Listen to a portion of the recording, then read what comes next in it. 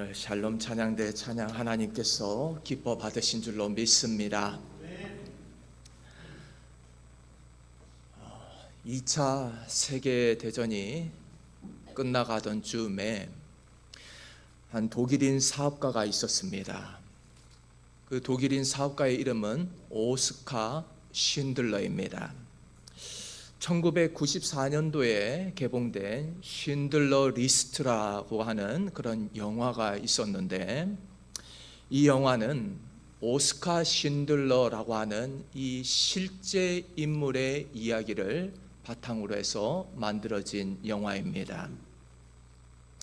당시는 이 아주 나치의 그 수용소에서 정말 잔혹한 그런 나치들에 의해서 많은 유대인들이 그렇게 죽어가고 있던 때입니다.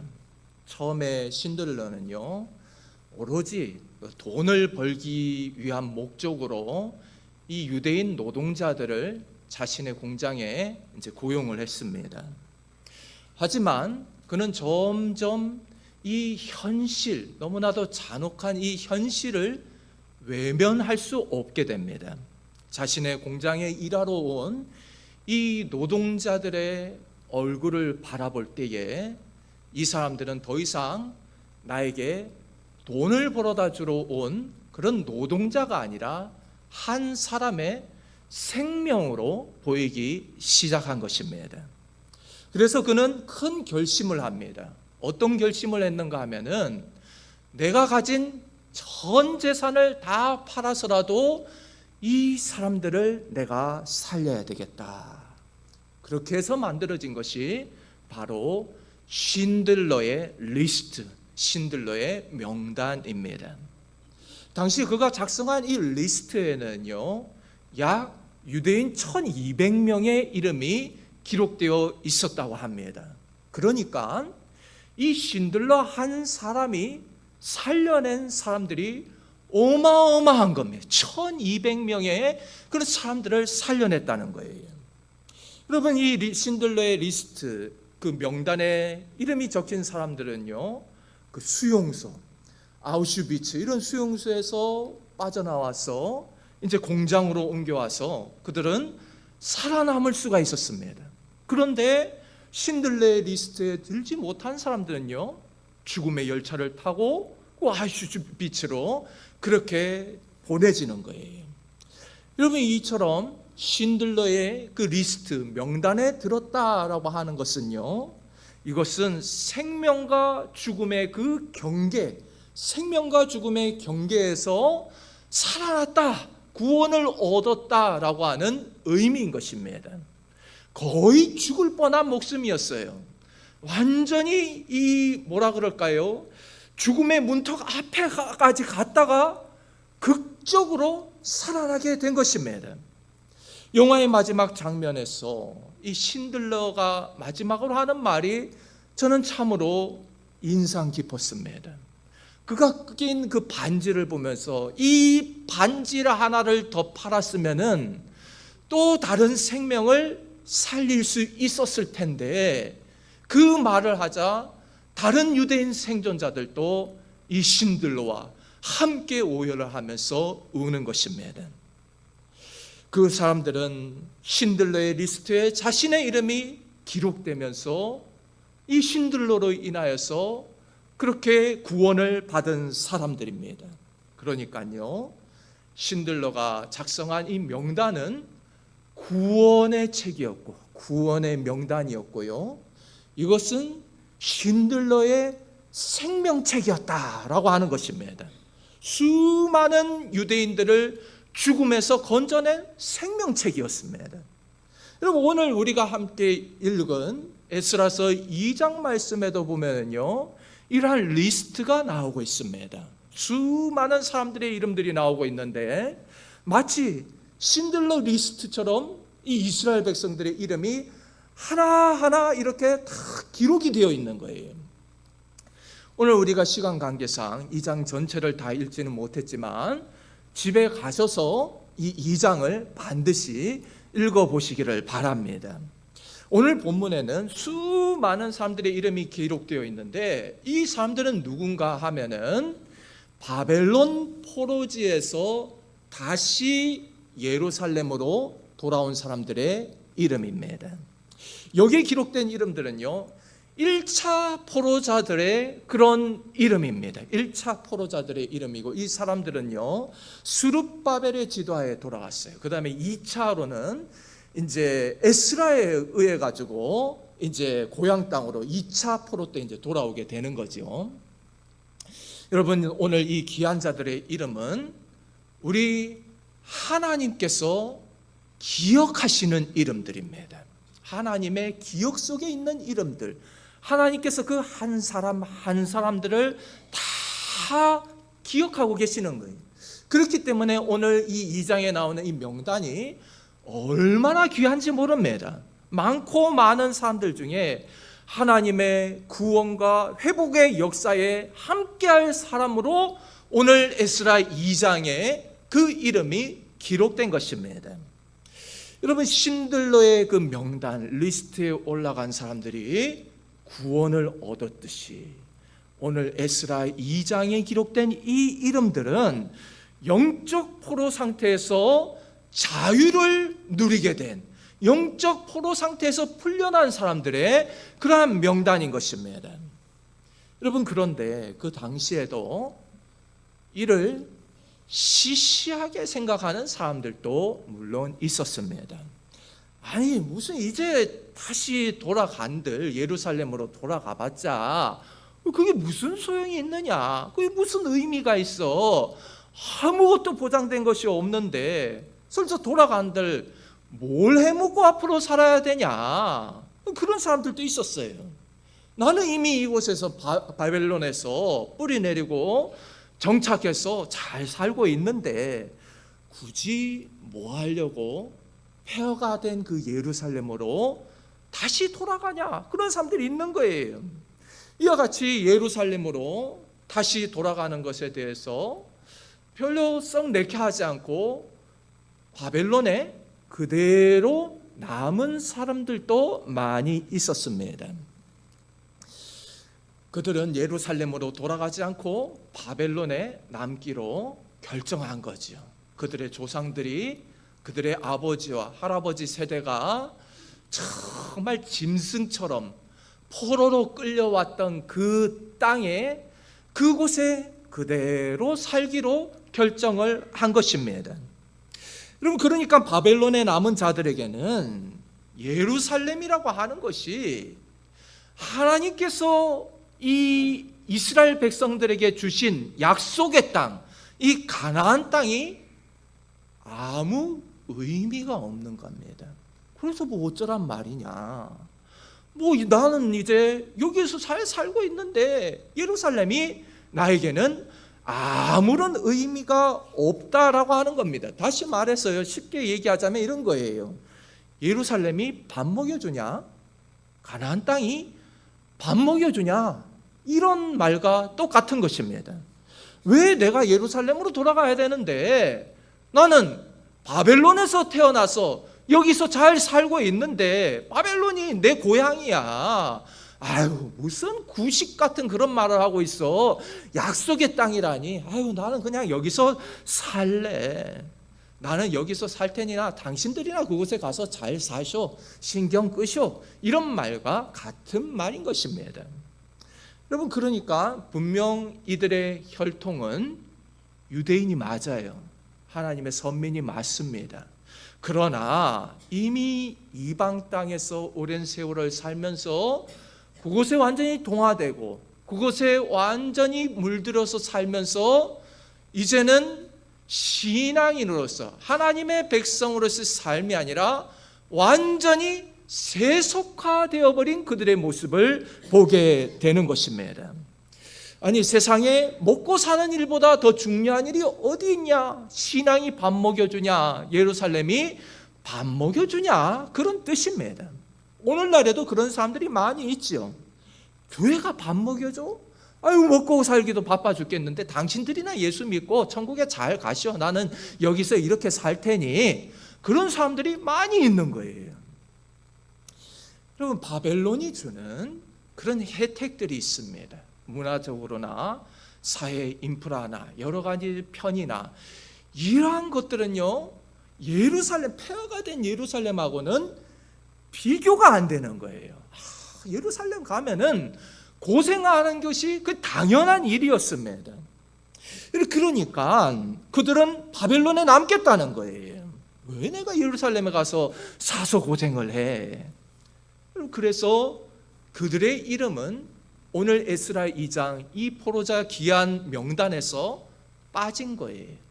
다시 말해서 하나님의 기억하심 속에서 잊혀진 자들이다. 하나님의 언약에서 제외된 외인들이 된 것입니다. 쉽게 말해서요, 이방인과 같이 된 거예요. 하나님의 선민이지만 이방인과 같이 되어버린 것입니다. 그렇게 그곳에서 살다가 그곳 사람들과 어울려서 살다가 또 피가 섞이겠죠. 피가 섞이고 그러다가 완전히 동화되어서 하나님의 백성으로서의 정체성을 다 잃어버리고 바벨론화 되어서 그곳의 사람이 되어서 살아가게 되는 것입니다. 다시 말해서 바벨론에 남은 자들은요, 하나님의 그 기억 속에서 잊혀진 자들이 되어버렸다라고 하는 것입니다. 여러분, 그러면은 오늘 본문에 기록된 이름들, 이 이름들은요, 하나님의 생명책에 기록된 하나님의 축복을 받는 자들의 이름이에요. 여러분, 우리도 하나님의 생명책에 기록될 수 있기를 원합니다. 바벨론 땅으로부터 다시 불러내신 자들, 무너진 예루살렘을 다시 세우고 하나님의 역사를 다시 새롭게 세워나갈 자들, 그 명단이 오늘 본문에 기록되어 있는 것입니다. 여러분, 이 명단에서 무엇보다도 중요한 것은 하나님께서 우리를 기억하신다라고 하는 것입니다. 하나님께서 우리를 기억하신다. 하나님은 우리를 잊지 않으신다. 여러분, 하나님께서 잊지 않으신다라고 하는 것이 얼마나 큰 의미인지 모릅니다. 하나님께서 기억하시니까요, 라헬의 태가 열리는 거예요. 하나님께서 기억하시니까, 이스라엘 백성들을 기억하시니까 애굽에서 고생하고 있는, 종살이하고 있던 그들에게 구원의 길이 열리게 되는 것입니다.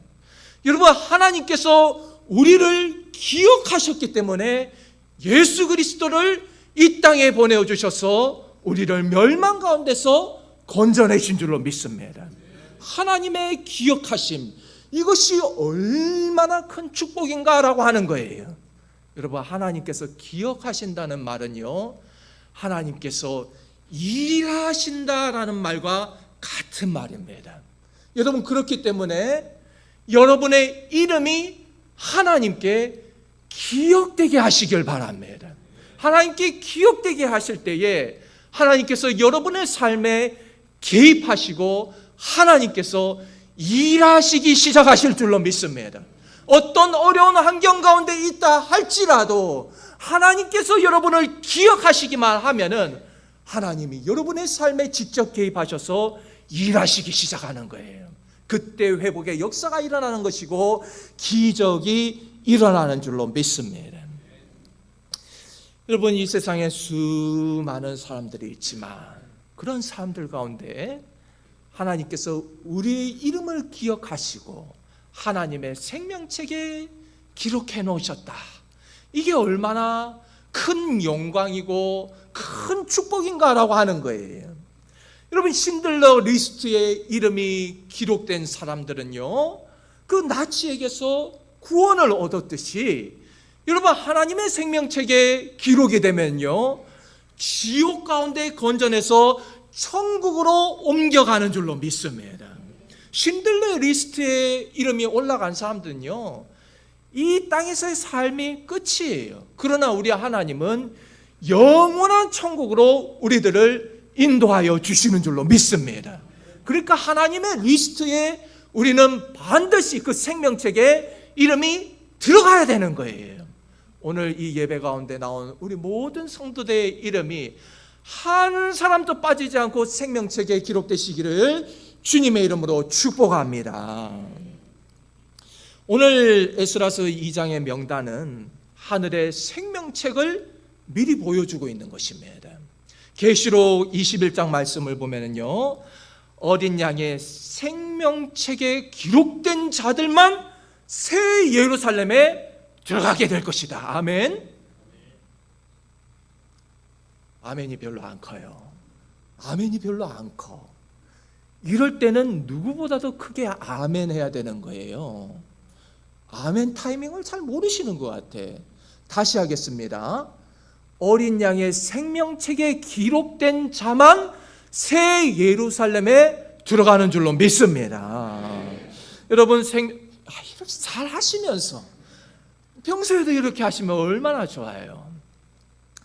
여러분, 생명책에 이름이 있다는 것은요, 관계가 있다는 뜻입니다. 다시 말해서 너와 내가 남이 아니라는 얘기예요. 하나님께서 우리를 가르쳤어요.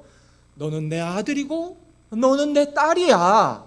너는 내 아들이고 내 딸이기 때문에 생명책에 기록해 놓았어. 남이 아닌 거예요. 하나님과 얼마나 친밀한 관계인가라는 것을 말해주고 있는 것입니다. 이사야서 43장 1절에서 하나님께서는 이렇게 말씀하십니다. 야곱아, 너를 창조하신 여호와께서 이제 말씀하시느니라. 이스라엘아, 너를 지으신 이가 말씀하시느니라. 너는 두려워하지 말라. 내가 너를 구속하였고 내가 너를 지명하여 불렀나니 너는 내 것이라. 여러분, 너는 내 것이라 라고 말씀하셨습니다. 내가 너를 지명하여 불렀나니, 너의 이름을 불러서 선택했다는 거예요. 하나님께서 우리 한 사람 한 사람의 이름을 기억하고 계신 줄로 믿습니다. 여러분, 에스라 2장 오늘 말씀을 보면요, 약 50여 개의 가문이 나오고 있습니다. 그리고요, 또 총 4만 9천여 명의 귀한 자 이름이 나와 있는 거예요. 여기에는 보면은 제사장들도 있었고요, 또 노래하는 자들도 있었고, 문지기들도 있었고요, 또 왕족도 있고, 또 이렇게 귀족들도 있었어요. 세상적으로 보면요, 신분의 높고 낮음이 명확하죠. 신분의 높고 낮음이 있는 거예요.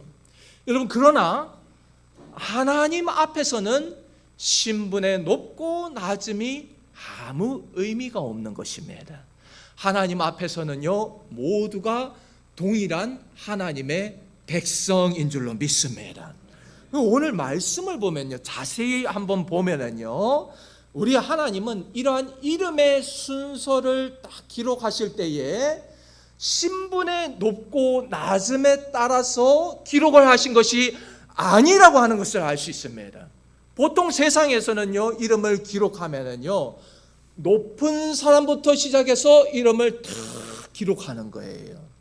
그런데 오늘 말씀은 왕족들의 이름보다 노래하는 자가 더 앞에 와 있는 거예요. 노래하는 자가 무엇입니까? 찬송하는 자들, 하나님 앞에 예배하고 찬양하는 자들의 이름이 왕족들의 이름보다 먼저 앞에 나와 있다는 거예요. 여러분, 이것은 무엇을 의미하는가?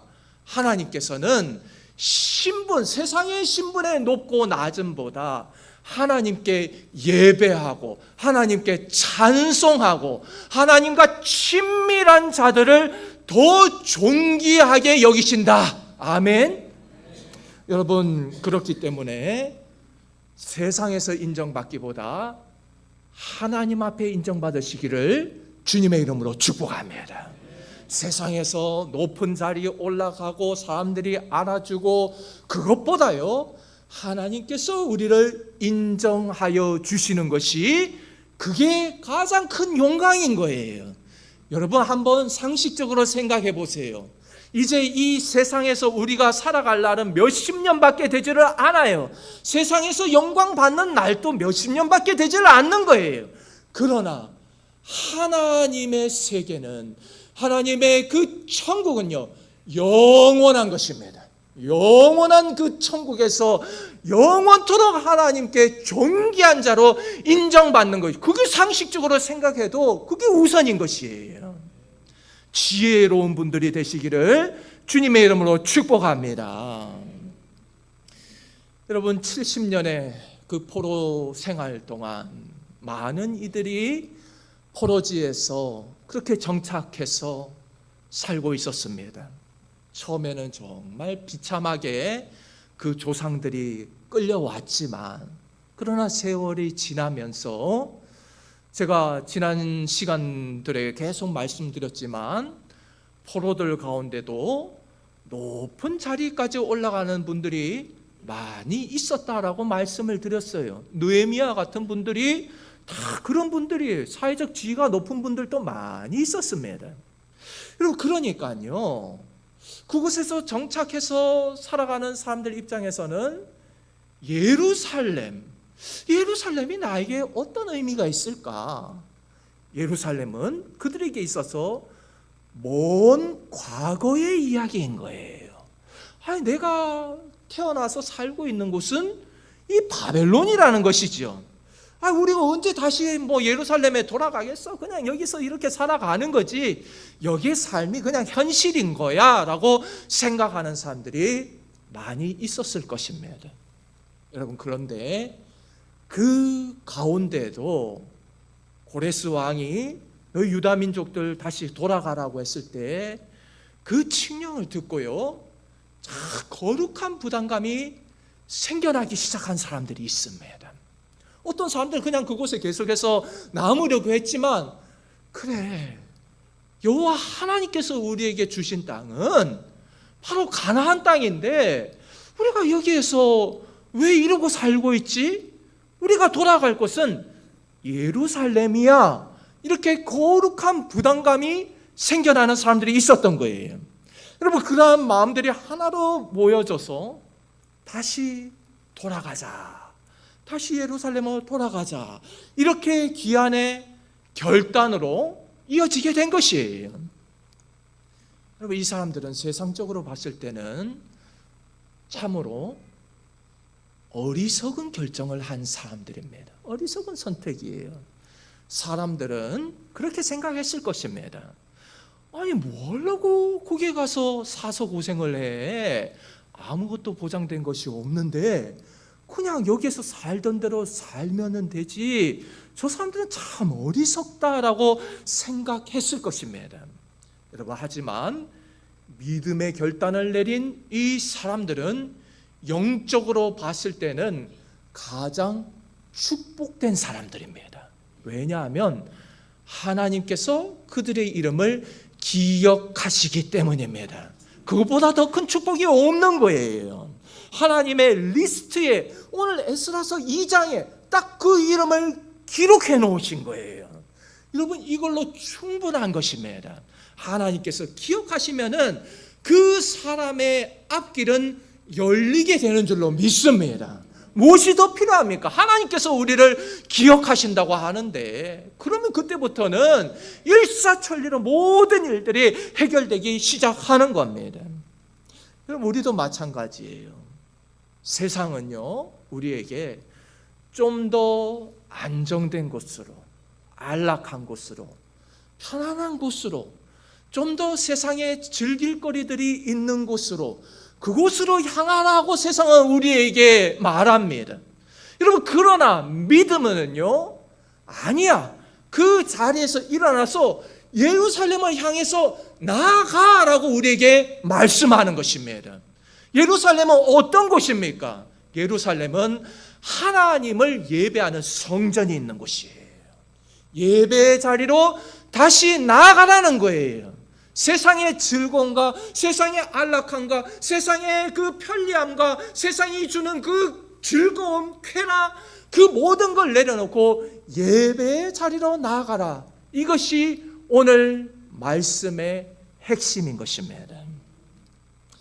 여러분, 에스라의 2장은요, 끝까지 하나님의 편의 선자들의 명단입니다. 나는 끝까지 하나님의 편에 서겠습니다. 세상 사람들 다 주를 떠나도 나는 끝까지 하나님을 붙들고 놓지 않겠습니다. 성경은 이들을 가리켜서 남은 자들이라고 말합니다. 여러분, 오늘 이 시대에도 남은 자들이 있습니다. 모두가 떠나갈 때에 끝까지 남아서 예배 자리를 지키고 하나님을 붙들고 교회를 지키고 이러한 사람들이 바로 남은 자들인 줄로 믿습니다. 여러분 모두가 남은 자들이 되시기를 주님의 이름으로 축복합니다. 남은 자들은 하나님의 기억 속에 있는 자들입니다. 하나님은 언제나 이런 사람들을 통하여서, 남은 자들을 통하여서 역사를 이끌어 오셨습니다. 세상은 권력자들이, 힘 있는 자들이 이 세상의 역사를 이끌어 왔다고 생각하지만 아닙니다. 남은 자들이 이 세상 역사를 이끌어 온 거예요. 여러분, 청교도들을 아시지요?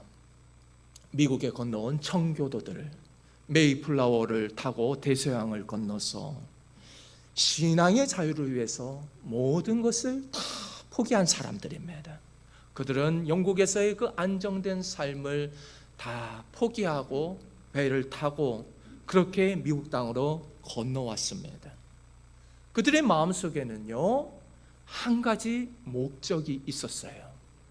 자유롭게 하나님께 예배하고 신앙생활을 마음껏 할 수 있는 곳, 그곳에서 내가 살고 싶다. 세상에 안정되고 나에게 편의를 제공해주는, 세상에 즐거움을 주는 영국의 그러한 삶이 아니라 세상에 안정되고 그런 편리함, 풍요 속에서 살아가는 것이 아니라 신앙의 자유를 선택한 것이에요.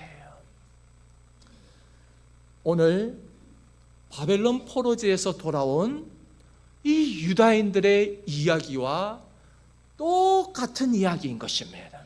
그들도 모든 걸 다 포기하고 돌아왔죠. 바벨론에 이미 정착해서 잘 살고 있었습니다. 그곳에 집을 짓고요, 자녀들을 낳고요, 사업도 하고요, 농사도 짓고요, 정착해서 잘 살고 있었습니다. 그러나 하나님께서 주신 땅은 바벨론 땅이 아니에요. 바벨론 땅은요, 포로지였습니다. 잠시 머무는 땅이었어요. 영원히 머물 땅이 아니었습니다. 아무리 그곳에서 자리를 잡았다 하더라도, 사업에 성공을 했다 할지라도 하나님께서 가라고 말씀하실 때는 모든 것을 다 내려놓고 가야만 하는 것입니다. 여러분, 저희들도 마찬가지입니다. 이 세상은 영원한 나의 집이 아닌 줄로 믿습니다. 영원한 천국 바라보면서 우리는 나가야 되는 거예요. 여러분, 이 세상에 대한 미련을 조금씩 버려나가면서 저 천국을 향하여서 한 걸음 한 걸음 전진해 나가는 분들 되시기를 주님의 이름으로 축복합니다. 여러분, 유다 백성들에게도 마찬가지지요. 하나님께서 아브라함에게 약속하신 그 약속의 땅은 바벨론 땅이 아니라 바로 예루살렘, 가나안 땅입니다. 그래서 그들은 이제 길을 떠나지요. 정말 이제부터 험난한 여정이 시작되는 것입니다. 하나님께서 약속하신 땅으로 돌아가기 위한 그 모든 여정들, 그 과정들은요, 결코 쉽지 않았습니다. 도착해도요, 예루살렘 성벽, 그 도시를 두르고 있는 성벽도 다 무너져 있었고요, 하나님을 예배하는 성전도 다 무너져 있었어요.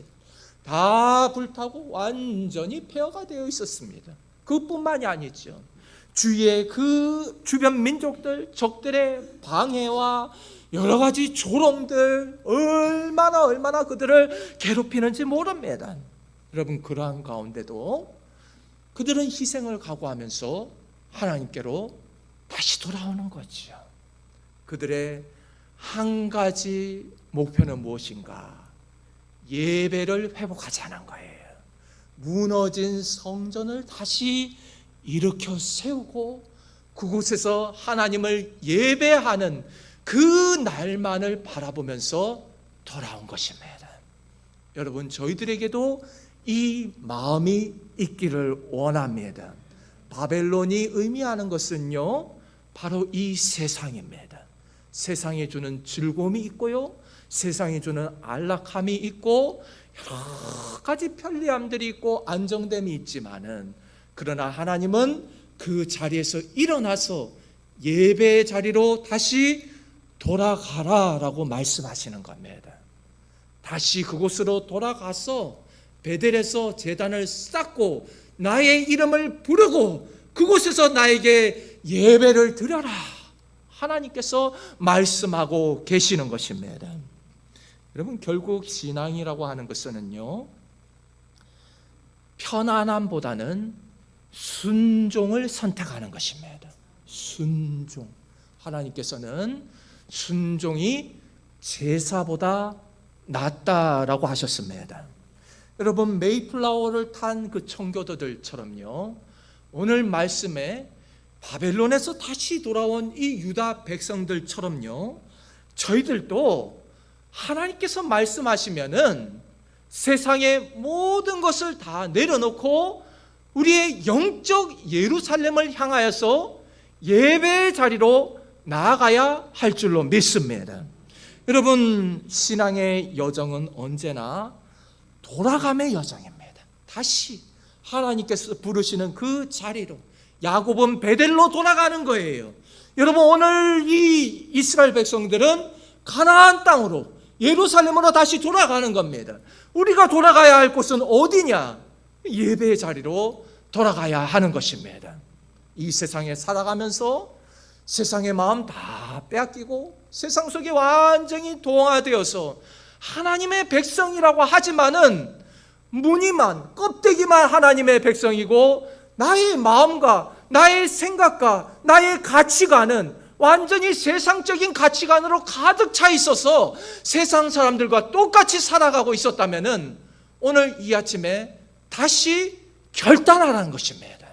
하나님의 백성으로서 예배의 자리를 회복하는 성도들 되시기를 주님의 이름으로 축복합니다. 여러분, 마지막으로 눈물을 흘리며 하나님 앞에 기도하며 예배드린 적이 언제이십니까? 정말 내 온 마음을 다해서, 내 정성을 다해서 하나님께 두 손 들고 무릎 꿇고 하나님을 찬양했던 때가 언제인가라고 하는 거예요. 맹숭맹숭하게 찬양을 불러도 아무 마음도 없고, 말씀 듣는 시간에도 내 생각은 저 세상에 나가고 있다면은 그건 진정한 예배가 아니라는 거예요. 하나님 안 받으시는 것입니다. 여러분, 예배가 회복되고 하나님을 만날 때에, 하나님께서 우리를 기억하실 때에 새로운 역사가 일어나게 될 줄로 믿습니다.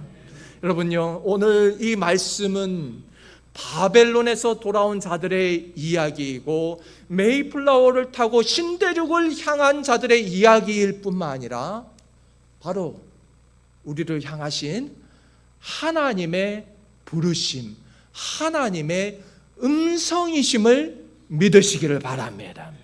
너희들도 일어나서 예루살렘을 향해서 나아가라는 거예요. 청교도들이 나간 곳이 어디입니까?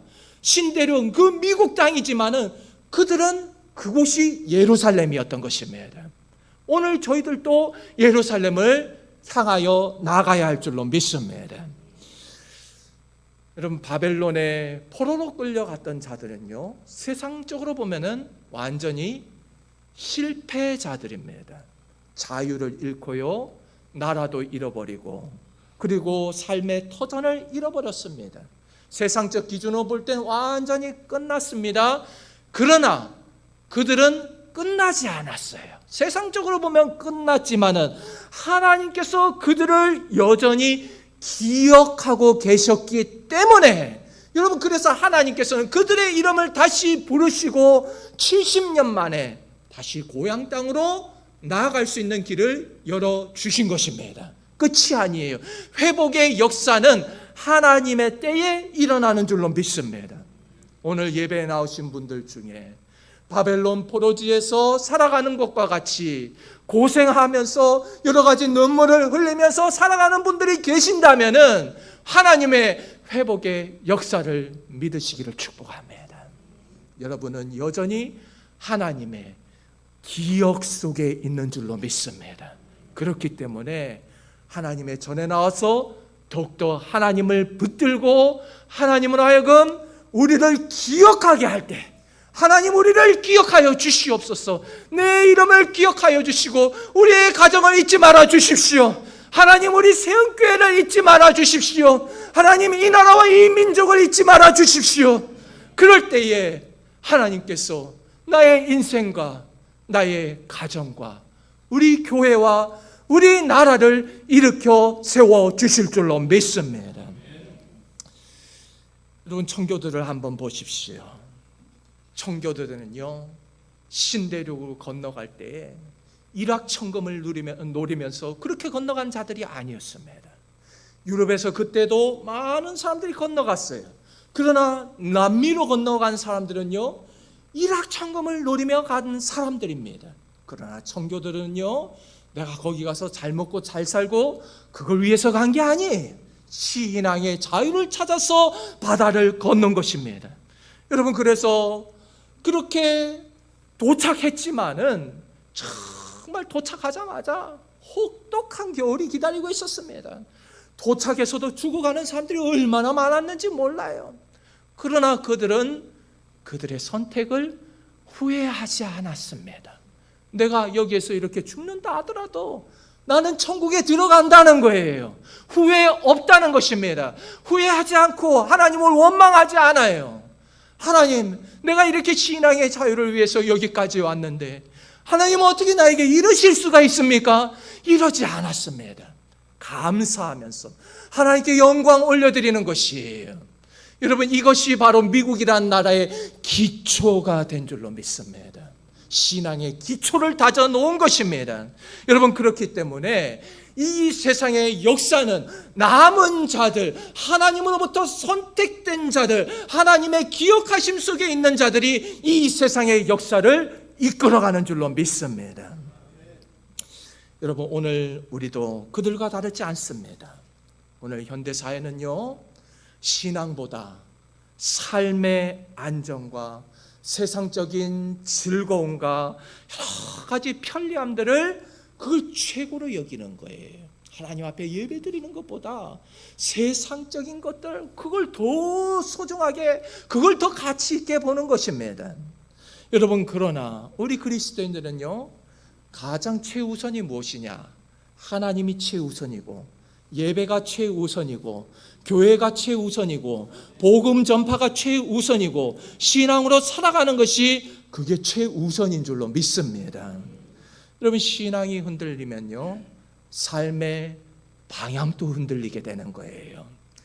여러분, 오늘 이 주일 예배 시간은 우리의 신앙의 중심을 잡아주는 그러한 시간입니다. 이 시간요, 세상 속에서 우리의 가치관이 흔들리고 세상에서 동화되려고 하는 우리를 하나님께서 이곳으로 이끌어내셔서 하나님의 말씀을 듣게 하시고 다시 한 번 더 하나님의 말씀으로 무장하게 하는 자리가 바로 이 예배의 자리인 줄로 믿습니다. 그렇기 때문에 이 예배의 자리가 너무나도 소중한 것이에요. 여러분, 그렇기 때문에 우리 모두가 하나님 중심으로 살아갈 수 있는 하나님의 백성들이 되시기를 주님의 이름으로 축복합니다. 세상은 여전히 우리가 이 땅에서 안주하고 살아가기를 원하지만 하나님은 우리를 다시 돌아오라라고 말씀하십니다. 너희들이 있어야 할 곳은 그곳이 아니야. 예루살렘으로 나아가라고 우리를 부르고 계십니다. 오늘 이 말씀을 통해서 우리 삶의 우선순위를 다시 점검해 볼 수 있는 저와 여러분이 될 수 있기를 원합니다. 그동안 세상 속에 살면서 하나님보다 세상적인 것들을 더 우선시하고 살았다면은 오늘 이 아침에 회개하고 결단함으로 다시 한 번 더 하나님 앞에 이제는 주의 영광을 위하여서 주님의 몸된 교회를 위하여 복음을 위하여 살아가겠습니다. 이렇게 고백을 올려드릴 수 있는 저와 여러분이 될 수 있기를 원합니다. 그럴 때 하나님께서 우리의 이름을 기억하여 주시고 하나님의 리스트에 우리의 이름이 올라가게 될 줄로 믿습니다. 그 축복을 누리는 저와 여러분이 되기를 원합니다. 함께 기도하겠습니다. 하나님 아버지, 오늘 저희들 다시 한 번 더 결단하기를 원합니다. 세상의 그 어떤 유익보다, 즐거움보다, 세상의 그 어떤 안정감보다 우리 하나님을 선택하게 하여 주시고 신앙과 믿음이 최우선이 되게 하여 주시고 복음 전파를 위하여 살아갈 수 있는 저희들의 삶이 되게 하여 주시옵소서. 저희들은 연약하여서 언제 다시 넘어질지, 우리의 결단이 무너질지 모르오니 하나님께서 우리를 붙들어 주시고 성령의 능력으로 우리와 함께하여 주시옵소서. 감사드리며 예수 그리스도의 이름으로 기도드리옵나이다. 아멘.